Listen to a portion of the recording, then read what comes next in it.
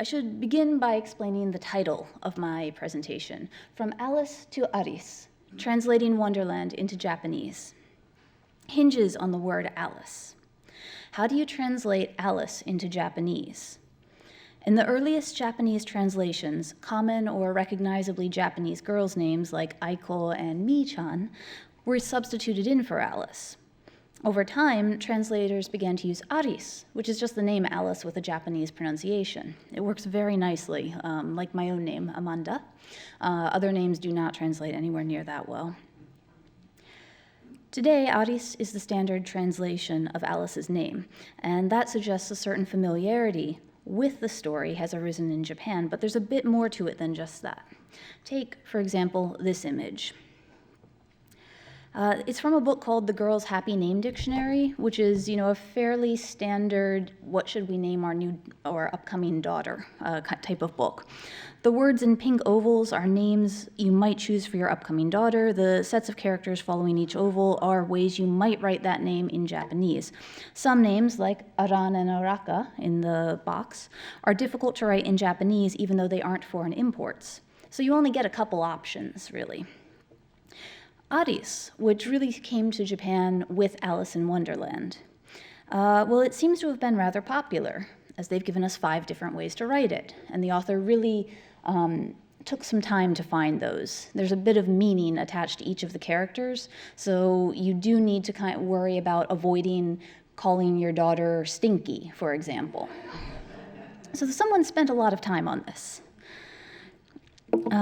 In fact, if you examine the Name Dictionary, which is a website that chronicles what Japanese people are naming their kids today, Aris is actually the 104th most popular name for Japanese girls.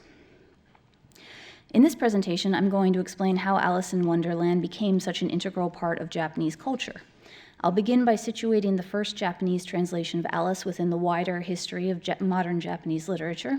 I'll discuss some characteristics of Japanese translations of Alice as related to the very first translation. And I'll conclude with the stories behind the Alice works created by 3 of the most prominent Japanese cultural icons of the modern period. And there should be some time, so please feel free to pepper me with questions at the end or talk to me later at the reception or tomorrow if you have any additional questions. The journey from Alice to Aris starts in 1899 with the publication of Hasegawa Tenkei's. We skipped a bunch. Sorry. With the publication of Hasegawa Tenkei's Mirror World. Perhaps fitting for nonsense novels, even though Mirror World was the first Japanese translation of Carol's novels, it was a translation of the second Alice book, 1871's Through the Looking Glass and What Alice Found There. The first translation of Alice's Adventures in Wonderland, hereafter Alice's Adventures, was called The Golden Key, or Kogane no Kagi, and did not appear until 1908, 9 years after the initial translation of Through the Looking Glass and 43 years after the English publication of Alice's Adventures. 1899, the year Alice first appeared in Japan, was not a particularly important year in Japanese history. Yet, the translation of Alice is a symptom of a massive disturbance in Japanese society at the time. As you may recall from your high school history classes, Japan's rulers closed off the country to almost all foreign contact in the 1630s. Japanese culture developed without much influence from Western medicine, industry, art, or literature for over 2 centuries. This all changed in 1853 when the American Commodore Perry arrived in Tokyo Harbor and forcibly opened it up for trade. Other nations soon followed suit, and the resulting flood of Western ideas, whether scientific, literary, or fashionable, sent shockwaves through Japanese culture whose aftershocks are still being felt today. What did this mean for literature? Well, Japanese authors promptly began studying foreign languages and then commenced translating works into Japanese by authors as diverse as Shakespeare and Francis Hodgson Burnett, John Stuart Mill, and Lewis Carroll. It's hard to understate what that meant for Japanese literature.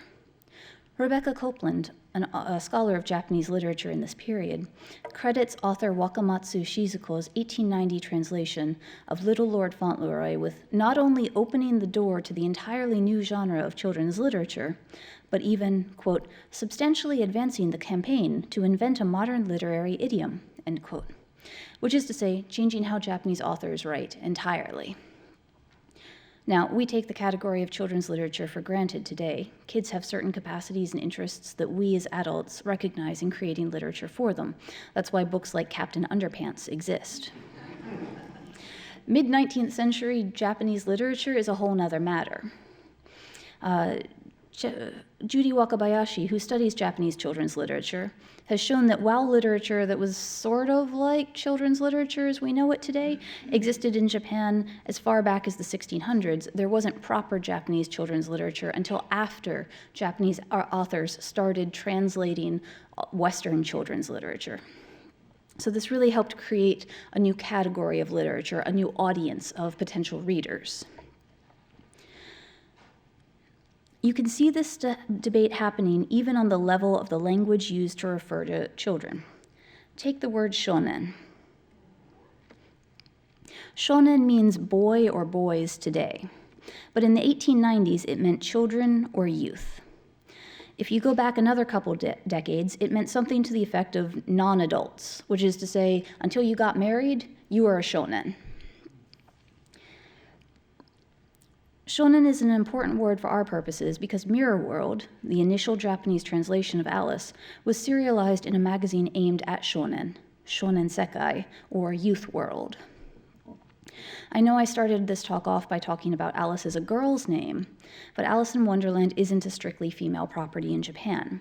Rather, it appeals to boys and girls, as well as people of all ages, and that goes back to this very first translation, which was aimed at a general, reasonably youthful audience.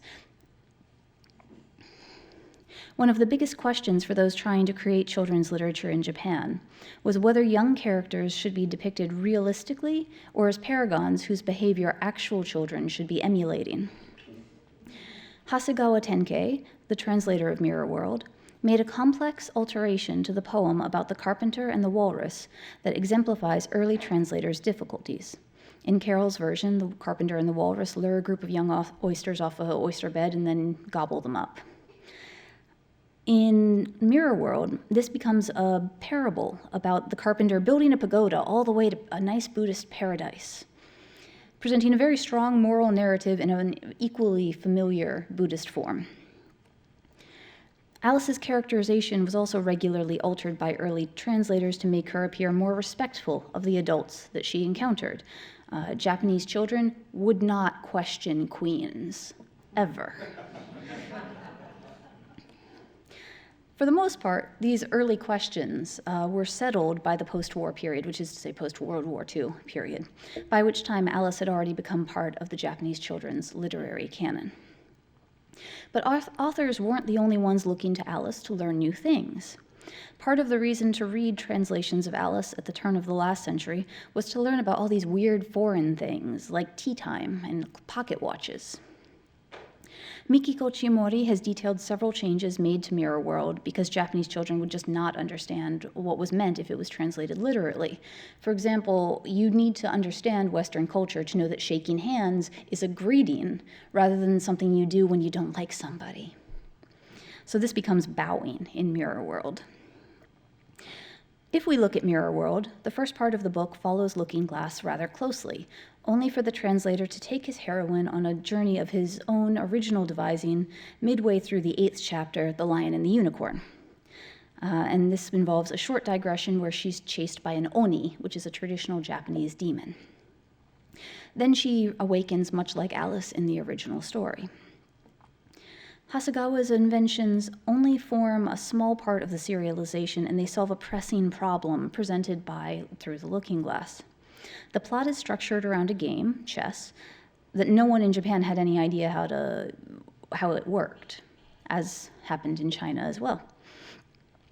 Hasegawa dealt with this hiccup by replacing chess with shogi, a Japanese game. But shogi doesn't quite work. Shogi is effectively all pawns, no queens. So if Alice goes from pawn to queen, in shogi, she's just going from pawn to pawn. By temporarily abandoning the text when as soon as he runs up against this problem, and then returning to it for Alice's awakening at the end, Hasegawa was able to present a significant chunk of Looking Glass to Japanese readers, despite their lack of knowledge about British culture. And in presenting that chunk, he does teach them about, again, pocket watches and tea time. So if you look at today's Looking Glass translations, chess has made a resurgence. But this process does take time. The second translation of Looking Glass, and here is a mention of shogi. In the second translation of Looking Glass, Masao Kusuyama's 1920 Behind the Looking Glass, or Kagami no Ura. You can see the continuing emphasis on education, however, in the kaisetsu, or explanatory introduction, that precedes the novel's text. Japanese translations across the board tend to provide both reading pleasure and educational value. Kaisetsu, or these educational prefaces and introductions, are a very common preface to Alice translations as well as translations in general. What isn't so common in Japanese translations of Alice are Lewis Carroll's poems, All in a Golden Afternoon and Child of the Pure Unclouded Brow. They're virtually non-existent in Japanese translations. There are over 425 translations. I've probably, at this point, seen maybe half of them, and I've only maybe once or twice seen these poems.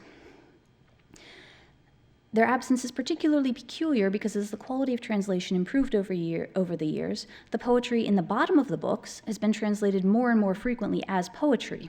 In the earliest translations, sometimes it was just translated and mistranslated as prose. I'm not sure, but I'm inclined to say that most translators have regarded Carroll's poems, prefatory poems, as an English language corollary of the kaisetsu, or explanatory introductions, that I just mentioned. Kaisetsu exist somewhere outside of the texts they accompany.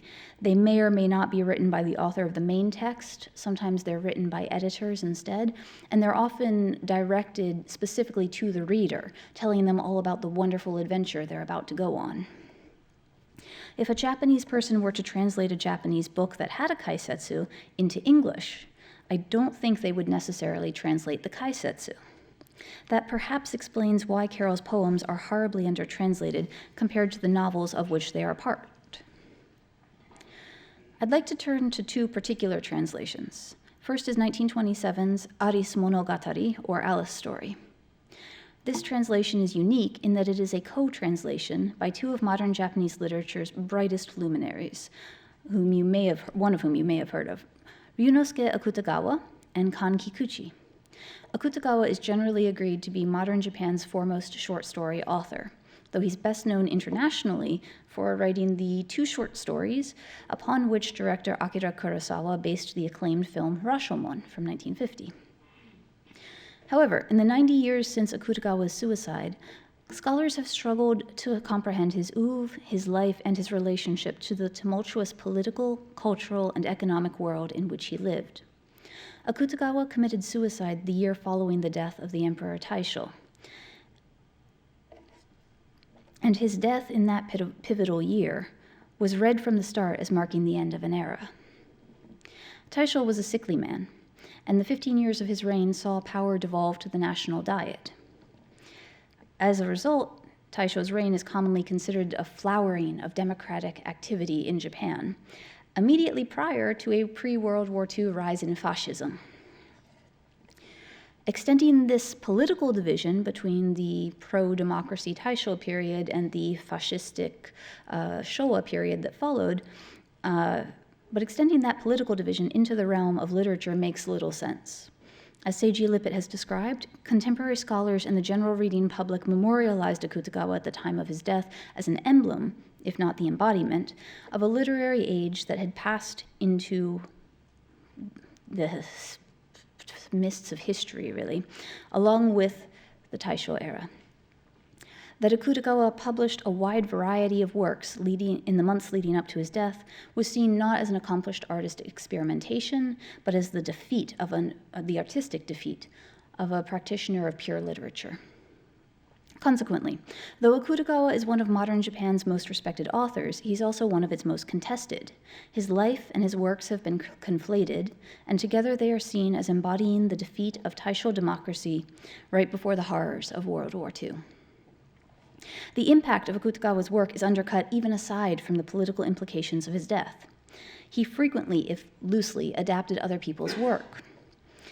Much of it, Western work, into Japanese literature without attribution, and his work has been derided as derivative and unoriginal as a result. Yet disparaging Akutagawa's work as imitative is simply another way of saying that his ability to reinvigorate stories is unparalleled. Akutagawa was a voracious reader of both European and Japanese literature, and the texts he read created a huge, constantly growing mass of ideas that reemerge in his texts in startling new configurations, bred together by Akutagawa and guided by his masterful styling. So who was Akutagawa? His mother is said to have been mad, and young Akutagawa was incredibly concerned that he also would become mad and become a burden on his family and his society. Whether his assumption was correct or whether his own belief in his oncoming madness just generated that madness is impossible to say, but Akutagawa sank into a deepening depression in the mid-1920s, which ended with his suicide in the summer of 1927. The period immediately before his death saw the publication of many stories, now regarded as classics, including a novella called Kappa. Akutagawa's worsening depression was obvious to his friends and even the public at large. His stories changed over time, and madness became a key theme. One of those friends, Kan Kikuchi, thought he was in a position to help. Kikuchi and Akutagawa were old schoolmates. By 1927, Kikuchi was a renowned playwright and a burgeoning editor. He was known for merging the Irish and Japanese theatrical traditions. It's in his extra-authorial activities, however, that his greatest influence ultimately lies. Kikuchi's spiraling ambitions moved from writing to editorial activities to politics. As part of his erstwhile political adventures, he supported Japan's wartime mobilization by collaborating with militarists. Consequently, his influence was drastically curtailed after the war, and his plays are rarely spoken about today. Perhaps for this reason, the Akutagawa and Kikuchi translation of Alice is virtually unknown in academic circles, although it's well known in Karolian circles. And I should mention here that Mikiko Chimori and Kimiya Kusumoto, whom some of you know, have written about it, mostly in Japanese. I've translated a small amount of what they've written in English, but there is quite a bit of information out there if you want more. Regardless of Kikuchi's career trajectory, many of the authors whom he supported went on to earn places in the modern Japanese literary pantheon. In particular, Kikuchi founded a monthly literary magazine and then founded a very prestigious prize called the Akutagawa Prize after his friend passed away. In 1927, Kikuchi was editing a series of books for children called The Complete Collection for Elementary Schoolers, or Shogakusei Zenshu. Concerned with his friend's deepening depression, Kikuchi attempted to distract Akutagawa by asking him to translate Alice's Adventures and then Peter Pan as well for this collection. And you see there the Alice's Adventures cover and the title page. Akutagawa committed suicide midway through his translation on the 24th of July. Kikuchi finished the translation and making their Alice story a rare co-publication by two of modern Japanese literature's brightest and best. As Kikuchi put it in the postscript to Alice story, this Alice story and Peter Pan were given to Ryunosuke Akutagawa, and he started work on them during his lifetime. I took them up and have finished them. And it's worth noting he did ask Akutagawa to write 2 books, but this one came out within months of Akutagawa's death.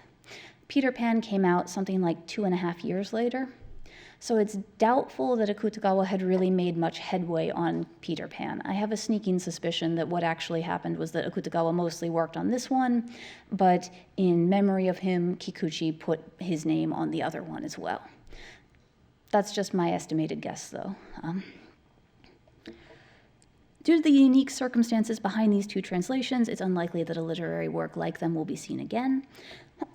But oddly enough, Akutagawa has given us another Alice, his 1927 novella Kappa. A kappa is a mythical Japanese creature. It walks around with a bowl on its head, and there should be water in the bowl. If it dries out, then the kappa dies, unfortunately. In Kappa the novella, a young man is out in the woods when he sees and chases one of these strange-looking creatures. I'm sure you'll be very surprised to hear he falls down a hole into a strange land, Kappa land, where he sojourns for a while, learning about all of their weirdly unlogical lives. Kappa, the novella, not the animal, is Akutagawa's only original long-form work. He really is a short story specialist. It's been compared to Alice in the past, including by my own advisor, Akira Mizuta Lippet, in his 2008 book, Electric Animal Toward a Rhetoric of Wildlife. However, up until now, no one who made that comparison was aware that Akutagawa had actually, and was in fact in the process of setting up this translation of Alice in Wonderland at the time that he wrote Kappa. I feel that a bit more research into the exact timeline is relevant here, and this is complicated by the fact that Akutagawa often hid where his references and what works he was adapting came from.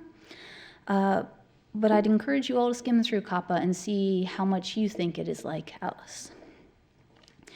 The other translator of particular importance whom I would like to mention is Yukio Mishima. Unfortunately, I can only mention him briefly, as I haven't actually been able to get my hands on the book.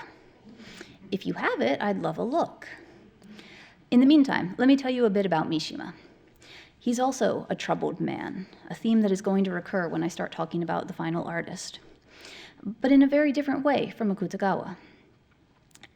Mishima was either homosexual or bisexual in a time and at a place where this was just not acceptable. It was and really remains so unacceptable that when another writer published an account of his romantic relationship with Mishima in 1998, years after Mishima had died, Mishima's widow sued him for violation of Mishima's privacy and won. Like Kikuchi, Mishima is remembered more today for his social actions than his writing, although his writing is definitely still remembered. He's a very prominent author. Where Akutagawa committed suicide quietly, Mishima corralled a group of impressionable young men into a coup attempt against the Japanese government that was really doomed to failure before it even began. When it became clear that no one outside their small group would join in the coup, and in fact people were laughing at their attempt, Mishima committed seppuku, a traditional method of suicide in Japan. This did not go well. In seppuku, what you're supposed to do is stab yourself in the stomach, but then have someone standing by who will cut off your head so that you don't suffer when you die. Mishima, though, as I mentioned, he had impressionable young men with him, young men who were very emotional. Mishima's second man was too emotional to actually cut his head off. He failed several times before another guy took the sword and did the job for him. This is a very ignoble end for one of modern Japan's best authors. That did eventually happen. It took a few times. People still argue about why Mishima really did it.